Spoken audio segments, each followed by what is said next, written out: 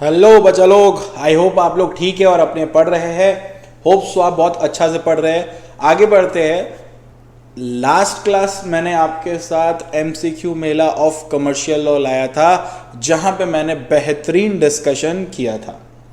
आज मैं आपके साथ इसके पहले जो क्वेश्चन आंसर सीरीज था उसमें मैंने कंपनी लॉ के बहुत सारे आंसर्स को डिस्कस किया था अपने प्यारे प्यारे बच्चों के लिए, ताकि उनका एक बार जैसे कि होता है कि ये क्वेश्चन तो आएगा एग्जाम्स में, समझ आता है, बट यही क्वेश्चन प्रॉपर वे में पढ़ना पॉसिबल नहीं होता अगर आपका टेक्निकल कंसेप्ट क्लियरेंस नहीं होता है। आज जो मैं इस वीडियो में डिस्कस करने वाला हूँ वो करने वाला हूँ इन टॉपिकों के ऊपर, जिसका नाम है इंडियन कॉन्ट्रैक्ट एक्ट 1872। ये अकेला यहाँ पे ये जो इतना सारा क्वेश्चंस आपको दिख रहा है, ये अकेला आपके मार्क्स में इसी में से 14 मार्क्स का आ सकता है, तो मैं इसको डिस्कस करूँगा। ऑब्वियसली मैं हर दिन आपके लिए कुछ फुल ऑफ सरप्राइजेस लाता हूँ, तो कुछ सरप्राइज ये है कि कल मैं सेल्स ऑफ गुड्स एक्ट का महा रिविजन अपलोड करने वाला हूँ। सेल्स ऑफ गुड्स एक्ट का महा रिविजन का बोलने का मतलब है वो जो सेल्स ऑफ गुड्स एक्ट का रिवीजन रहेगा ये आपके कंसेप्ट को बहुत बिल्डअप करेगा। अब आप बोलेंगे भैया पढ़े कि वीडियोस देखे, पढ़े कि वीडियोस देखे भैया, तो तुम मत देखो, कौन बोल रहा है देखने, पढ़ लो। No one is saying to watch videos, नहीं कोई बोल रहा है देखने के लिए। ये जो मेहनत मैं कर रहा हूं ये आपके लिए कर रहा हूं, और मैं आपसे कैसे एसोसिएट होऊंगा, वीडियो से होऊंगा, और कैसे होऊंगा, घर आके थोड़ी ना बताऊंगा, पागल्स। तो सिंपल सा मतलब है, जिसको देखना है वो देख लो। और मैं पता है आपका टाइम वेस्ट नहीं करता वीडियोस में, बहुत ही कंसाइज वे में, time to time, talk to talk, बकवास नहीं, इधर उधर नहीं, एकदम कंटेंट मैं आपको बता देता हूं कि क्या इंपॉर्टेंट है क्या नहीं। तो सेल्स ऑफ गुड्स एक्ट का कल 1 आवर का महा मैराथन होगा, 1 आवर का। ये जो 1 आवर का वीडियो रहेगा ना, आप कर लेंगे, आपका ये पूरा सेल्स ऑफ गुड्स एक्ट बहुत अच्छी तरह से होगा। एंड हम दावा के साथ कह सकते हैं ये सबसे शॉर्टेस्ट वीडियो रहेगा in the history of YouTube for CMA inter. लेकिन शॉर्टेज का मतलब ये नहीं कि कंटेंट हट गया, बिल्कुल नहीं, कंटेंट एकदम टिपिकल हाई क्लास। और ये क्वेश्चन है सीरीज 7 जून को 7 यानी कि टुमारो आपके लिए एक और सरप्राइज है, वो ये है इंडस्ट्रियल लॉ का MCQ Mela along with question answer जो आपके पेपर में आएगा। अब हम लोग बिना टाइम वेस्ट किए अपने फर्दर चीजों में बढ़ते हैं और डायरेक्ट आते हैं कमर्शियल लॉज में।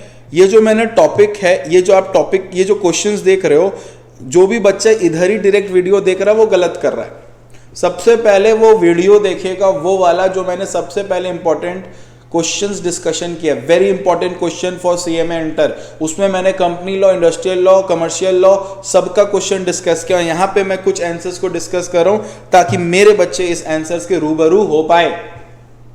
सपोर्ट दिखाइएगा जरूर, इतना मैं बोलता हूं ना सपोर्ट के लिए, रीजन एक ही है, बहुत चीजों के अगेंस्ट आके सबको इग्नोर करके मैं आप लोग के साथ डील करता हूं कि नहीं यार मैं अपना ये काम कंटिन्यू रखूंगा, मैं पढ़ाऊंगा बच्चों को।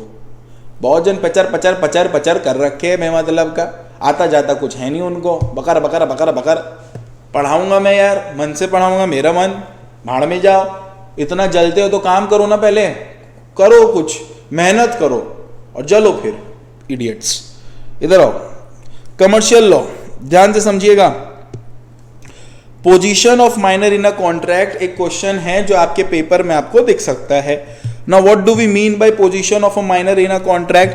बोल रहा है क्या माइनर एक कॉन्ट्रैक्ट में एंटर कर सकता है, और अगर माइनर कॉन्ट्रैक्ट में एंटर कर चुका है तो क्या क्या उसका सिचुएशन है जो वो हम फेस करेगा, उसी के बारे में डिस्कशन है। सबसे पहले बोलता है कि अगर एक माइनर अग्रीमेंट कर लेता है, देखिए माइनर के साथ अग्रीमेंट ही कर लेते हैं तो वो एक वॉइड एब इनिशियो हो जाता है। ये मोहरी बीबी वर्सेस दामोदर दास घोष केस में बताया गया है। जो बच्चा फर्स्ट टाइम ये पढ़ रहा है उसको थोड़ा प्रॉब्लम हो सकता है, तो इसीलिए मैं बता दूं कि कॉन्ट्रैक्ट करने से पहले एक अग्रीमेंट होता है। अग्रीमेंट मतलब क्या होता है, जहां पे हम लोग एक दूसरे को वादा करते हैं और बदले में कुछ लेन देन करते हैं। मैं आपको पढ़ाऊंगा, आप मुझे फीस दोगे, दिस इज कॉल्ड प्रॉमिस। मैंने आपको ऑफर दिया कि मैं पढ़ाऊंगा, आप उसको एक्सेप्ट किया और मेरे को बोले कि फीस देंगे, तो ऑफर प्लस एक्सेप्टेंस प्रॉमिस होता है, प्रॉमिस में कंसिडरेशन जुड़ता है तो एग्रीमेंट होता है, और वही एग्रीमेंट कानून के नजर में अगर सही रहता है तो वो कॉन्ट्रैक्ट बनता है। बट माइनर के साथ एग्रीमेंट जो है वो वॉइड एब इनिशियो है। कानून कॉन्ट्रैक्ट तो छोड़ ही दीजिए, एग्रीमेंट ही छी है, छी एग्रीमेंट क्या है, छी एग्रीमेंट है। माइनर के साथ अगर एग्रीमेंट करोगे तो वॉइड एब इनिशियो, वॉइड एब इनिशियो का मतलब होता है from the very beginning, from the very beginning, from the very beginning. ये माइनर के साथ कॉन्ट्रैक्ट शुरू से ही एनफोर्सेबल नहीं है, ऐसा बोला गया है मोहरी बीवी वर्सेस दामोदर दास घोष केस में। नंबर 2 देखो, law of estoppel does not apply against a minor. Now what do you mean by law of estoppel?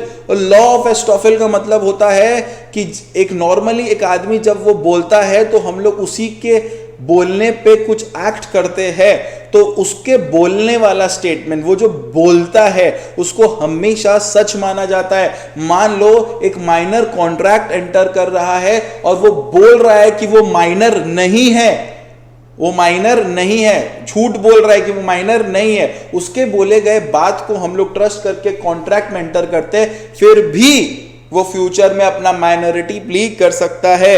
Law of estoppel does not apply against minor. वो भले ही तोतला के बोले हम तो माइनर है, तुम माइनर हो तो लो, तुम माइनर हो तो रहो, कोई प्रॉब्लम नहीं है, लेकिन उसके बाद में मैंने कॉन्ट्रैक्ट एंटर कर गया तो मैं गया, क्योंकि तुम्हारा बात पे बिलीव नहीं हो सकता।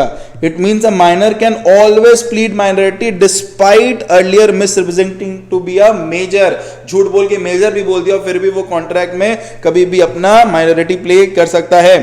कुछ बच्चे पूछते हैं भैया इतना लिखन दे तो हो दादा, इतना लिखन दे तो हो ज्यादा, इतना ही लिखोगे बहुत है।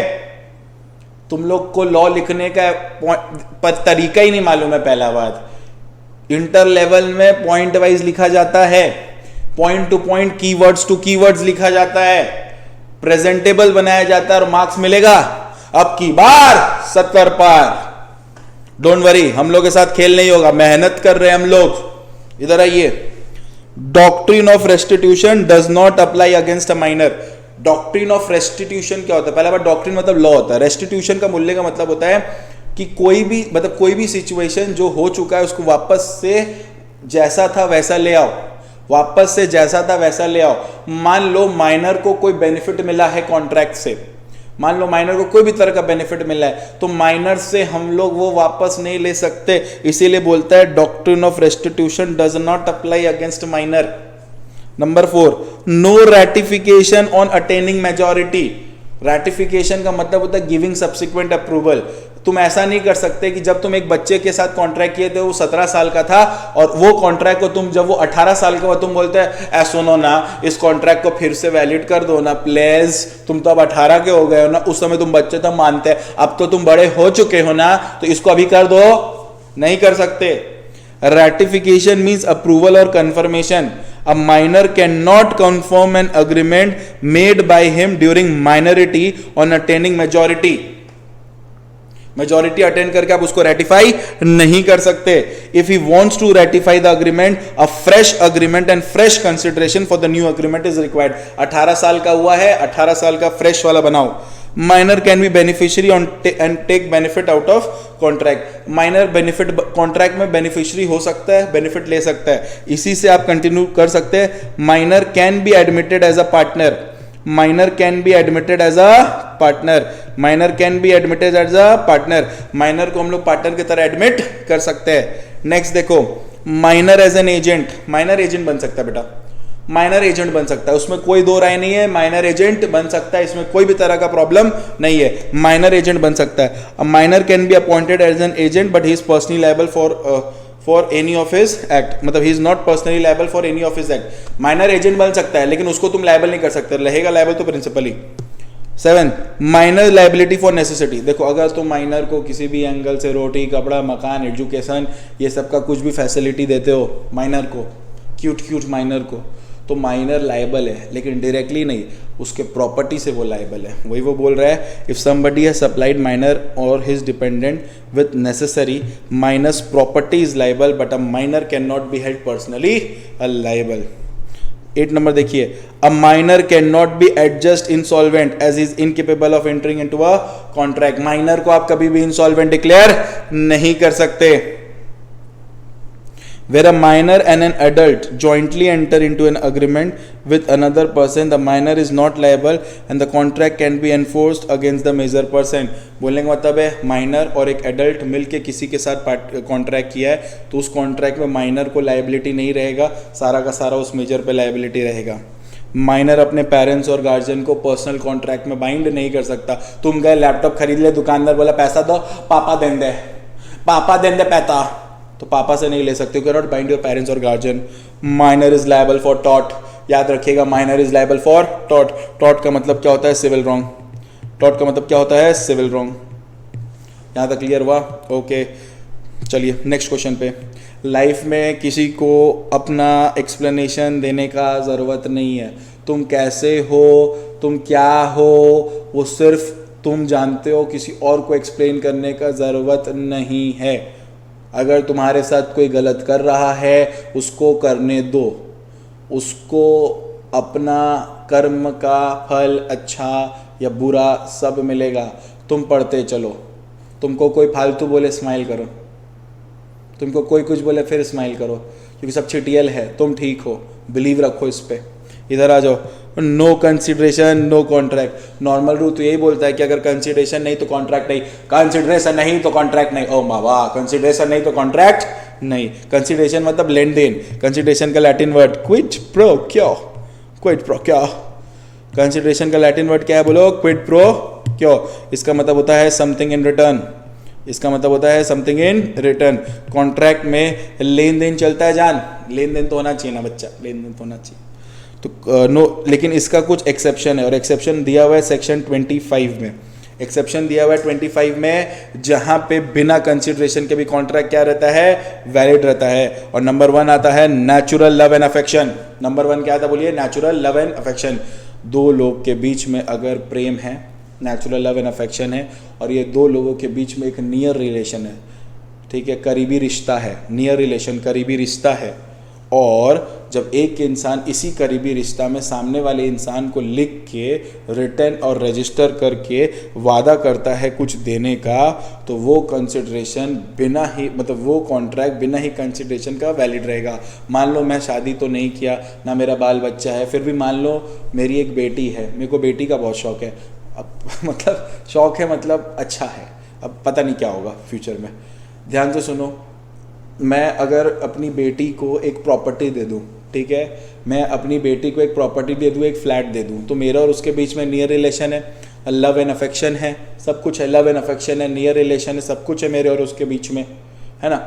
और मैं उसको दे रहा हूँ, बोले ले बेटी तेरे लिए, ये घर तेरे लिए, तो रिटर्न है, रजिस्टर्ड है, मैं रिटर्न भी किया, रजिस्टर भी किया, लव एंड अफेक्शन पे किया, तो मैं उसको दे रहा हूँ, उसके बदले मैं कुछ नहीं ले रहा हूँ, फिर भी ये जो कॉन्ट्रैक्ट हो रहा है ये वैलिड है विदाउट कंसिडरेशन।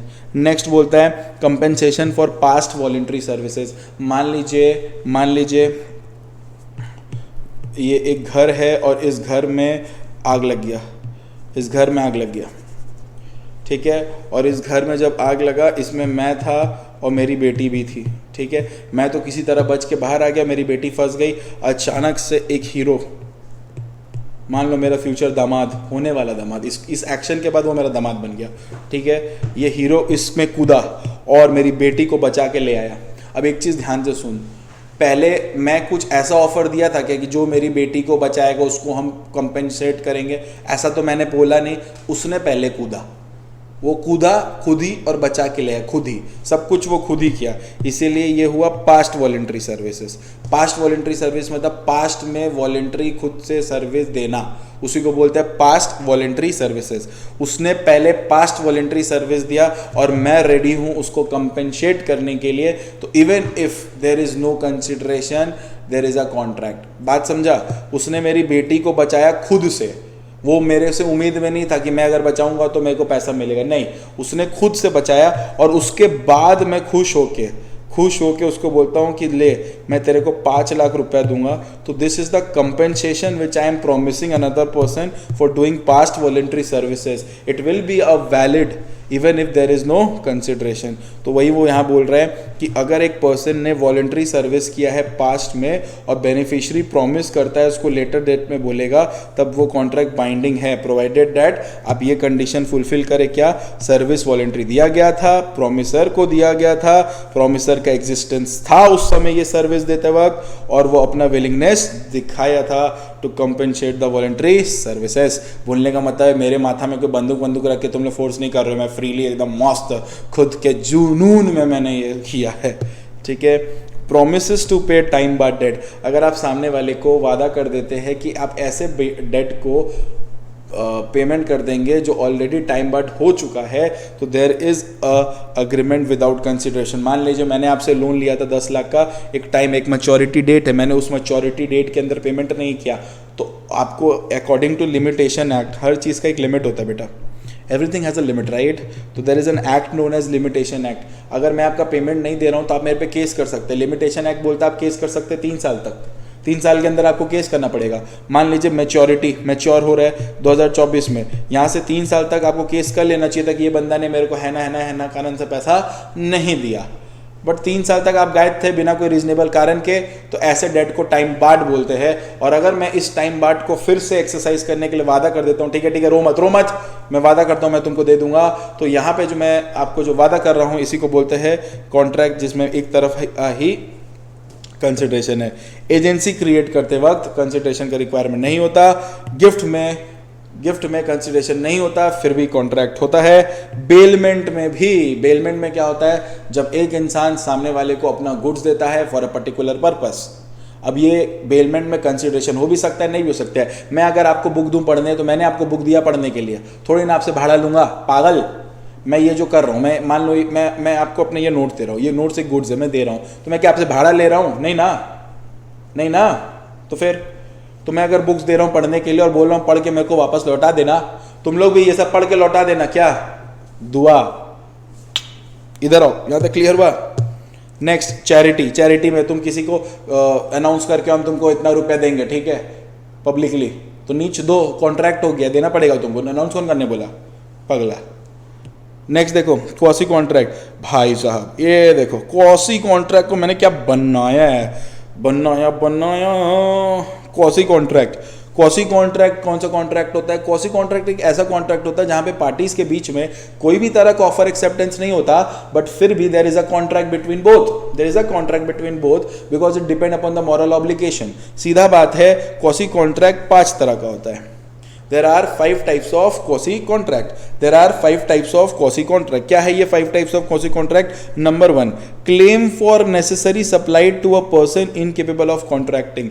बोलने का मतलब है कि आप अगर किसी को necessary provide कर रहे हैं जो केपेबल नहीं है खुद कॉन्ट्रैक्ट करने के लिए, तो उस केस में आप उस बंदे के प्रॉपर्टी से ले सकते हैं। यही वो लिखा है, right to recover money paid for another person. बोल रहा है अगर कोई इंसान कोई रुपया पे करता है अनदर पर्सन के लिए, जो अनदर पर्सन ऑब्लाइज्ड है पे करने के लिए, तो आप एंटाइटल है उसको रिम्बर्स करने के लिए अदर पर्सन के लिए, प्रोवाइडेड दैट आप जो पेमेंट किए उसमें आपका इंटरेस्ट हो।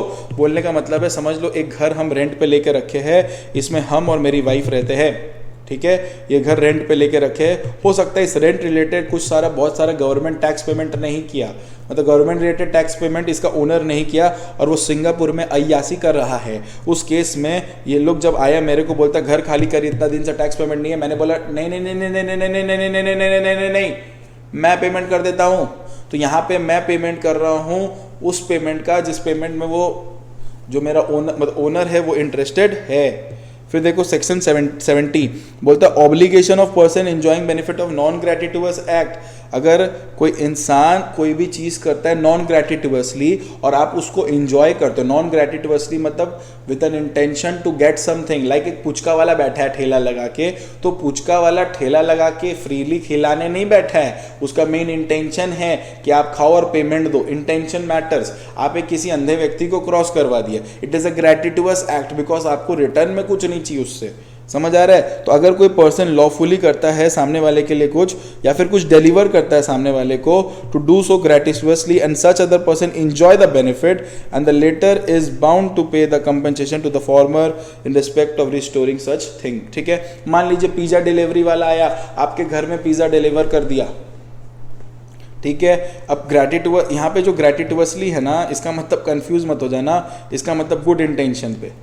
पिज़्ज़ा डिलीवरी वाला आपको डिलीवर करके गया, आपको डाउट है ये आपका नहीं है, आप पूछे पेड है, बोलो, वो बोला हाँ पेड है, तुम ले लिए, बट वो ऑर्डर फर्स्ट फ्लोर वाला किया था, तो आपको गलती से कोई थिंग डिलीवर्ड हुआ, गलती से थिंग डिलीवर्ड हुआ और आप उसको इंजॉय कर रहे हो, तो आपका ड्यूटी बनता है उसको कंपेंसेट करने का। Responsibility of finder of goods, come on guys, अगर एक व्यक्ति को गुड्स मिला है जो किसी और का है और अपने कस्टडी में रखता है, उसका सेम रिस्पॉन्सिबिलिटी एज अ बेली, उसका सेम रिस्पॉन्सिबिलिटी एज अ बेली, मतलब उसको उस गुड्स को ऐसे ध्यान रखना है जैसे कि वो गुड्स उसी का है। अगर गलती से आपको कोई भी चीज़ डिलीवर्ड हो जाता है बाय मिस्टेक और कोवर्जन, तो आपका ड्यूटी बनता है कि आप उसको रीपे कर दो, रिटर्न कर दो। अब ये देखो, कोवर्जन का मतलब होता है गलती से, गलती से मतलब आपको माथा में बंदूक रख के कोई चीज़ आपको डिलीवर करवा रहा है किसी दूसरे इंसान को, ठीक है। मान लो ये बंदूक, मतलब माथा में बंदूक रख के माउस हम किसी और को दे दिए, तो उसको जो डिलीवर्ड हो रहा है वो थ्रू कोवर्जन होता है, उसका ड्यूटी बनता है मेरे को ये लौटा देना, ठीक है। मैं जस्ट क्वेश्चन आंसर तो दे दिया था, मैं सोचा कि ये क्या करूँगा डिस्कस, बट आपका प्यार ने मुझे खींच लाया कि ठीक है यार कर देते, बच्चा लोग को थोड़ा बहुत हेल्प हो जाएगा। नेक्स्ट होता है क्या, डिस्चार्ज ऑफ कॉन्ट्रैक्ट। ऐसे रटना पॉसिबल नहीं है, थोड़ा एक्सप्लेनेशन हो जाता तो बेटर रहता है। डिस्चार्ज ऑफ कॉन्ट्रैक्ट क्या बोलता है, ध्यान से समझिए। डिस्चार्ज ऑफ कॉन्ट्रैक्ट बोलता है कि कॉन्ट्रैक्ट खत्म हो जाता है, कॉन्ट्रैक्ट खत्म हो जाएगा, टर्मिनेट हो जाएगा। कॉन्ट्रैक्ट क्या हो जाएगा, बोलिए, टर्मिनेट हो जाएगा। ओहो, घर का फोन, मैसेज, कॉल, सब, कोई बात नहीं। Discharge of contract, discharge of contract का मतलब है कॉन्ट्रैक्ट डिस्चार्ज हो जाएगा, कॉन्ट्रैक्ट बुरी तरह से क्या होगा, डिस्चार्ज हो जाएगा। देखो क्या बोलता है, discharge by performance, discharge by performance. Discharge by performance मतलब performance is usually way of discharging a contract. आप कॉन्ट्रैक्ट कब डिस्चार्ज हो जाता है, जब आप कॉन्ट्रैक्ट को परफॉर्म कर देंगे। देखो कॉन्ट्रैक्ट में जब दो लोग एंटर करते हैं तो एक का राइट रहता है, एक का ऑब्लिगेशन रहता है, एक का कुछ राइट रहता है, एक का कुछ ऑब्लिगेशन रहता है जान। तो जब एक का राइट रहता है और एक का ऑब्लिगेशन रहता है, तो जो ऑब्लिगेशन मतलब ड्यूटी टू डू, तो if you perform your duty, perform कर देते तो कॉन्ट्रैक्ट डिस्चार्ज हो जाता है। तो दो तरह का परफॉर्मेंस होता है, एक्चुअल और अटेम्प्टेड। एक्चुअल का मतलब होता है दोनों पार्टी ने अपना परफॉर्मेंस कर दिया, मेरे को पढ़ाना था मैंने पढ़ा दिया, दूर तरीके। एक से रुक जाओ। तो दोनों पार्टी अपना परफॉर्म कर देते हैं, उसको मेरे को पढ़ाना था, आपको फीस देना था, मैंने पढ़ा दिया, आपने फीस देते, this is called actual performance. Attempted मतलब क्या होता है, मान लो हम लोग मिलकर आइनॉक्स मूवी देखने गए, आइनॉक्स में मूवी देखने गए, नीच आइनॉक्स में मूवी देखने गए, और आइनॉक्स में मूवी देखते देखते मालूम चला कि मेरे कुछ बच्चे अभी तक आए नहीं हैं, 9 बजे का था, मेरी कुछ प्यारी प्यारी बच्चियाँ जो होती है ना, क्यूट क्यूट बच्चियाँ, वो अभी आई नहीं, वो तैयार होने में लेट कर गई। 9 बजे का शो 9:45 में आ रही है, 9:45 में देख रही है, फिर बोलती है भैया हम लोग का कॉन्ट्रैक्ट था पूरा मूवी का, पूरा मूवी नहीं देखे, एक काम करिए बैकअप दीजिए 45 मिनट का। वो बोलेगा ओ बहन अटेम्प्ट कर दिया हम लोग अपने तरफ से अटेम्प्ट किए, आप अवेलेबल नहीं थे, नीच हम लोग अपना ऑफर परफॉर्म कर रहे थे, आप अवेलेबल नहीं थे, कॉन्ट्रैक्ट डिस्चार्ज हो गया, भागे यहाँ से, भागे यहाँ से। Okay okay okay okay okay, relax. Discharge by agreement, कौन सा एग्रीमेंट, म्यूचुअल एग्रीमेंट। जब जैसे कॉन्ट्रैक्ट कर रहे हैं तो दो लोग अगर आपस में म्यूचुअली डिसाइड कर लेता है कोई कॉन्ट्रैक्ट को खत्म करने या चेंज करने के लिए, उसको बोलता है डिस्चार्ज बाय म्यूचुअल एग्रीमेंट्स। ध्यान से देखना, पार्टीज में agree to terminate the existence of contract by different ways. Party आपस में अग्री कर सकता है कॉन्ट्रैक्ट को टर्मिनेट करने के लिए बहुत अलग अलग तरह से। क्या क्या अलग अलग तरह है, नंबर 1 आता है novation, alteration, rescission, रेमिशन and waiver. क्या क्या आता है बोलो, नोवेशन, ऑल्ट्रेशन, रेसिशन, रेमिशन, वेवियर। ये एक तरह का म्यूचुअल एग्रीमेंट होता है जिसके बीच में हम लोग कॉन्ट्रैक्ट खत्म कर लेते हैं। तो इसका मतलब क्या होता है भैया, थोड़ा समझाएंगे। हम बोले देखो, when a new contract is substituted in place of existing contract, it is called novation. Novation का मतलब होता है हम पूरी तरह से कॉन्ट्रैक्ट में चेंजेस ले आते हैं, न्यू बना लेते हैं, ओल्ड को मतलब पूरा न्यू ले आते हैं, ठीक है, हम लोग का जो टर्म्स था उसको न्यू कर देते हैं, सब्स्टिट्यूट कर देते हैं, तो ओरिजिनल कॉन्ट्रैक्ट डिस्चार्ज हो जाता है। ऑल्ट्रेशन का मतलब होता है एक दो टर्म्स ऑफ पूरा कॉन्ट्रैक्ट नहीं होता है, एक दो टर्म्स ऑफ कॉन्ट्रैक्ट चेंज हो जाता है। ठीक है, जब हम लोग क्या करते हैं, कुछ टर्म्स कॉन्ट्रैक्ट के कुछ टर्म्स को कैंसिल कर देते हैं, उसको हम लोग रेसेशन बोलते हैं। कुछ टर्म्स मतलब मान लो मेरा बात था आपको इकोनॉमिक्स टैक्स लॉ पढ़ाने का, मैं बोला मैं टैक्स नहीं पढ़ाऊंगा, हटा दो ये वाला बात, तो दिस इज रेसेशन। रेमिशन मतलब जब आप एक्सेप्ट करते हैं lesser performance what is actually due under the contract. मान लो कॉन्ट्रैक्ट में ड्यू था कि मैं आपको लॉ को पूरा पढ़ाऊंगा, बट मैंने लॉ में आपका एक तो एक्ट नहीं पढ़ाया और आप मेरे को बोलते ठीक है रहने दीजिए, हटाइए, जितना दिए उतना ही काफ़ी, उसी को रेमिशन बोलते हैं। अगर आप अपने कुछ राइट्स को छोड़ देते हैं, आपको नीड ही नहीं उस राइट्स को, उसको वेवियर बोलते हैं। ये सब आप जो भी करेंगे म्यूचुअल अग्रीमेंट पे करेंगे जान, और ये म्यूचुअल अग्रीमेंट पे कॉन्ट्रैक्ट डिस्चार्ज हो सकता है। नेक्स्ट आता है discharge bye lapse of time. ओहो, फोन अब आता है discharge bye lapse of time. जब एक टाइम फिक्स था कॉन्ट्रैक्ट होने का और वो टाइम खत्म हो जाए, उसी को बोलते हैं discharge by lapse of time.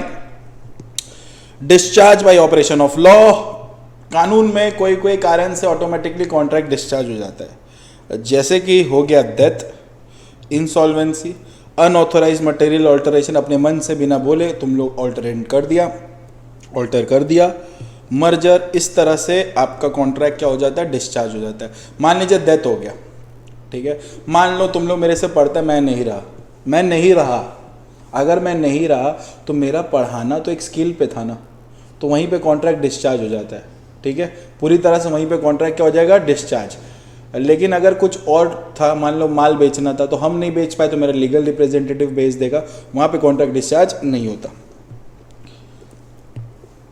Discharge by impossibility of performance. Impossibility of performance मतलब कॉन्ट्रैक्ट अब किसी भी एंगल से पॉसिबल नहीं है परफॉर्म करना, तो ऑटोमेटिकली कॉन्ट्रैक्ट डिस्चार्ज हो जाता है। और डिस्चार्ज बाय ब्रीच का मतलब होता है तुम लोग एकदम आके डायरेक्ट वे में मना कर देता है, धोखा दे देता है कि कॉन्ट्रैक्ट नहीं करेंगे।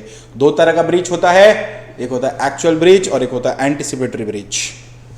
Okay, there are certain essential elements of contract of bailment. Now let me say you, bailment वगैरह का जो टॉपिक है, ये आपको समझना पड़ेगा कि बेलमेंट्स जो होते हैं वो क्या होते हैं। ठीक है, बेलमेंट का मतलब क्या होता है कि एक इंसान सामने वाले को कोई गुड्स देता है एक पर्टिकुलर पर्पस के लिए, और उसको बस इतना सा बोलता है कि जब ये तुम्हारा काम हो जाए ना तो मेरे को वापस से ये दे देना, इसी को बेलमेंट बोलते हैं बेटा। ठीक है, तो उसी का ये पूरा एसेंशियल एलिमेंट्स दिया हुआ है कि कॉन्ट्रैक्ट होना चाहिए, डिलीवरी ऑफ गुड्स होना चाहिए, पोजीशन होना चाहिए चेंज। हम गुड्स दे रहे तो सामने वाले के पास वो गुड्स को यूज़ करने का पोजीशन आ रहा है, डिलीवरी होना चाहिए, दो पार्टी होता है, ओनरशिप होना चाहिए मेरा, जब हम मतलब हम वही गुड्स बेलमेंट पे दे सकते हैं जिसको हम ओन करते हैं। फिर difference between bailment and pledge, मैंने इसका आंसर यहाँ पे डाल दिया है, होप्स आप इसको पढ़ेंगे और आपको समझ आएगा। जो बच्चे यूट्यूब में हैं पूरी तरह से ये सब टॉपिक नहीं जानते हैं, मैं उनके लिए एक इतना ही कर सकता हूँ कि आप प्यार से इस नंबर पे टेक्स्ट कर दीजिएगा आपको, या फिर मैं कोशिश करता हूँ डिस्क्रिप्शन में डालने का, इफ़ पॉसिबल मैं डिस्क्रिप्शन में डाल दूंगा, वही बेटर रहेगा मेरे को लगता है। आपको लिंक मिल जाएगा, आप आराम से एंजॉय कर लीजिएगा। ठीक है, उसी तरह से कॉन्ट्रैक्ट ऑफ इंडेमनिटी, गारंटी। अब यहाँ पे एक चीज़ है जो मैं डिस्कस कर देता हूँ आपसे कि नॉर्मली क्या होता है, और आपको एक बात बता दूं कि जो मैंने MCQ का मेला लाया था, MCQ मेला कमर्शियल लॉ का, उसमें मैंने डिस्क्रिप्शन बॉक्स में CMA इंटर के लिए एक टॉपिक डाल दिया था। I am sorry, CMA inter के लिए एक टॉपिक डाल दिया था एजेंसी, राइट। तो एजेंसी में ये क्वेश्चन आ भी सकता है, नहीं भी आ सकता है, बट आप सेफ साइड रहिए। नॉर्मली क्या होता है कि एजेंसी मतलब एजेंट, मिडिल मैन। नॉर्मली क्या होता है, एजेंट के एक्ट के लिए लायबल प्रिंसिपल होता है। ठीक है, only the principal can enforce and can be held liable on a contract entered into by an agent. Agent कभी भी पर्सनली लायबल नहीं होता किसी भी कॉन्ट्रैक्ट में जिसको वो एंटर करता है, बट कुछ एक्सेप्शन है जहां पे वो लायबल हो जाएगा। क्या है एक्सेप्शंस? बहुत इजी है। फॉरेन प्रिंसिपल, फॉरेन प्रिंसिपल मतलब आपका प्रिंसिपल अगर फॉरेन में है और उसके बिहाफ में इंडिया पे मैं किसी के साथ कॉन्ट्रैक्ट कर रहा हूँ, तो वो फॉरेन में है तो लायबल मैं रहूँगा, ठीक है। Personal liability by an agreement, यहाँ पे बाई कॉन्ट्रैक्ट वहाँ पे पर्सनली लिखा हुआ है कि इस कॉन्ट्रैक्ट में भले ही एजेंट एंटर करे बट वो पर्सनली लायबल रहेगा, तो वो पर्सनली लायबल रहेगा। अनडिस्क्लोज प्रिंसिपल, अगर वो किसी भी एंगल से प्रिंसिपल का नाम डिस्क्लोज नहीं करता तो तुम ही लायबल रहोगे। नीच कुछ ऐसा सिचुएशन पे प्रिंसिपल अगर सू नहीं किया जा सकता तो तुम ही लायबल रहोगे, ठीक है। जैसे कि फॉरेन सोविनियर एम्बेसडर्स, ये लोग को कभी इंडिया मार्केट में सू नहीं, मतलब इंडिया में सू नहीं कर सकते, तो उसके जो एजेंट है वही लायबल रहता है। Non existence of principal, agent ऐसा कोई काम करता है जहां पे प्रिंसिपल का एग्जिस्टेंस था ही नहीं उस वक्त, तो एजेंट लायबल रहेगा। अगर एजेंट अपने अथॉरिटी के बाहर जाके काम करता है, ब्रीच ऑफ वारंटी है, तो एजेंट लायबल रहेगा। अगर वो प्रिटेंडेड एजेंट की तरह काम किया, मतलब एक्चुअल में वो एजेंट नहीं है बट वो प्रिटेंड किया कि वो एजेंट है, तो एजेंट ही लायबल रहेगा।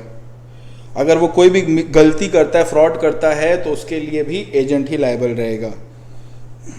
एजेंट साइन करता है कोई एग्रीमेंट बिना मेंशन किए कि वो एजेंट है, तो एजेंट ही लायबल रहेगा। होप सो आपको ये समझ आया हो। और ये जो टॉपिक है मैं आपको बता दूं, मैंने इस जो इम्पोर्टेंट क्वेश्चन दिया उसके कुछ टॉपिक को डिस्कस कर दिया है, बट आप उस ज़रूर टॉपिक को पढ़िएगा। इस नोट्स का भी इस नोट्स का भी कॉपी आपको डिस्क्रिप्शन बॉक्स में मिल जाएगा। Thank you so much, keep supporting. थोड़ा सा सपोर्ट दिखाते आप लोग तो ही मैं मोटिवेटेड फील करता हूँ और अच्छा फील करता हूँ। Thank you so much, love you.